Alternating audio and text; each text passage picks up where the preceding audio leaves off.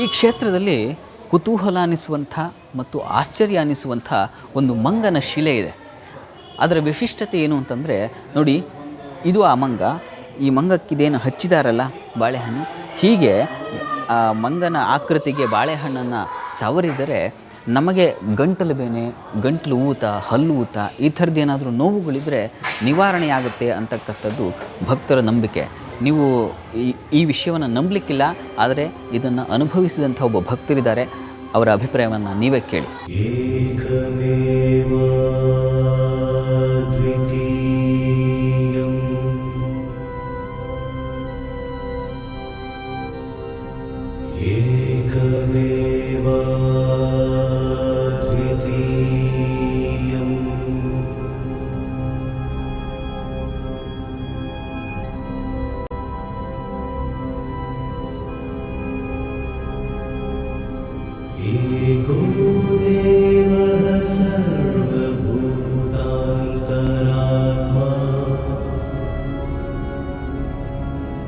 ನಮಗೆ ದೊಡ್ಡರಿಗಾಗಲಿ ಸಣ್ಣ ಮಕ್ಕಳಿಗಾಗಲಿ ಅದಕ್ಕೆ ಮಂಗಬಾವು ಅಂತ ಹೇಳ್ತಾರೆ, ಕೆಲವರು ಗಂಟು ಅಂತ ಹೇಳ್ತಾರೆ.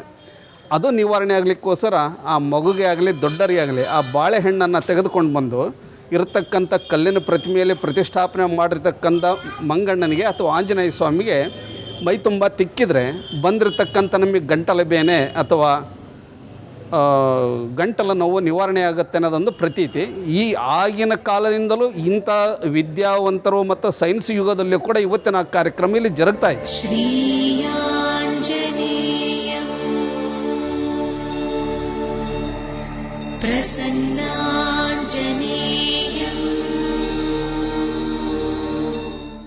ಇನ್ನು ಈ ಆಂಜನೇಯನ ಸಾನ್ನಿಧ್ಯದಲ್ಲಿ ಬನ್ನಿ ಕಾಳಮ್ಮನ ದರ್ಶನವೂ ನಮಗಾಗುತ್ತೆ.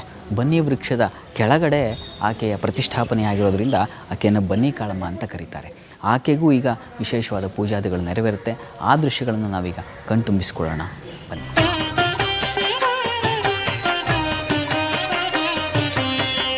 ಸಂಸಾರ ಸಾಗರ ಸಮುದ್ಧರಣಾಯ ಯಸ್ಯಾಹ ಪಾದಾಂಬುಜಂ ಪ್ರಭವತೀಹ ಸುಭಕ್ತಿಪೋತಂ ತಾಂ ತ್ವಾಂ ನತಾ ಸ್ವಭವ ಭೀತಿಹರಾಂ ಪ್ರಸನ್ನಾ ಶ್ರೀಮಲ್ಲವಾಸಿನಿ ದುರ್ಗೆ ಪಾಹಿ ಪಾಹಿ.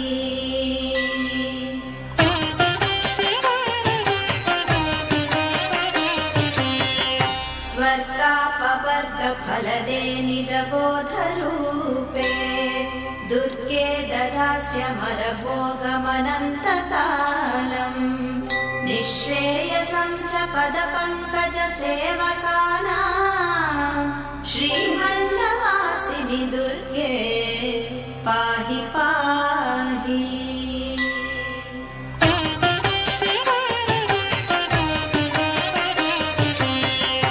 ವಾದ್ಯಾದಿ ದುಃಖ ಬಹುಲಾದಿತಮಾನಸಾನಾಂ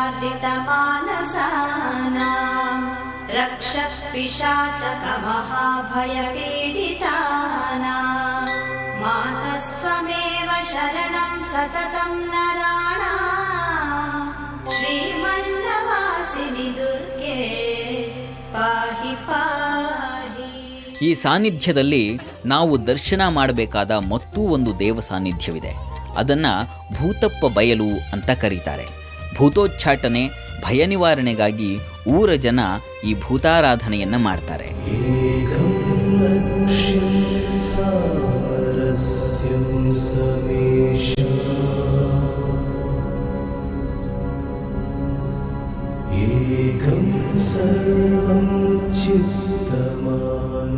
ಈ ಕ್ಷೇತ್ರದಲ್ಲಿ ನಿಬ್ಬೆರಗುಗೊಳಿಸುವ ಮತ್ತೊಂದು ಅಂಶವೆಂದರೆ ಇಲ್ಲಿ ಕಾಣುವ ಮುಳ್ಳುಗದ್ದುಗೆ.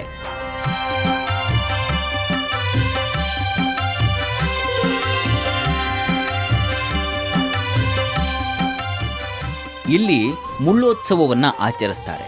ಜಾತಿ ಭೇದವಿಲ್ಲದೆ ಜನ ಮುಳ್ಳ ಮೇಲೆ ನಡೆಯುತ್ತಾ ಹರಕೆಯನ್ನು ತೀರಿಸುವ ಪದ್ಧತಿ ನಿಜಕ್ಕೂ ಆಶ್ಚರ್ಯ. ಅಷ್ಟೇ ಅಲ್ಲ, ಬಂದ ಭಕ್ತರ ನಂಬಿಕೆಯನ್ನು ವೃದ್ಧಿಸುತ್ತೆ ಈ ಮುಳ್ಳಿನ ಉತ್ಸವ. ಮಾರ್ಚ್ ತಿಂಗಳಲ್ಲಿ ಅಂದರೆ ಸುಮಾರು ಪಾಲ್ಗುಣ ಮಾಸದ ಕೃಷ್ಣ ಪಕ್ಷದ ದಶಮಿಯ ದಿನ ರಥೋತ್ಸವ ಬಹು ವಿಜೃಂಭಣೆಯಿಂದ ಇಲ್ಲಿ ನೆರವೇರ್ತದೆ. ಆ ನಂತರ ಮುಳ್ಳೋತ್ಸವ ಅಂಥೇಳಿ ಮುಳ್ಳು ತುಳಿಯೋದ್ರ ಮುಖಾಂತರ ಪರಮಾತ್ಮನಲ್ಲಿ ನಾವು ಲೀನವಾಗುತ್ತೆ ಅಂತ ಕಾರ್ಯಕ್ರಮ ಕೂಡ ನಡೀತದೆ. ಈ ಕಾರ್ಯಕ್ರಮಗಳು 4-6 ದಿವಸ ನಡೀತದೆ. ಸಾವಿರಾರು ಜನ ಭಕ್ತರು ಊರೂರಿಂದ ಎಲ್ಲ ಕಡೆಯಿಂದನೂ ಬರ್ತಾ ಇದ್ದಾರೆ.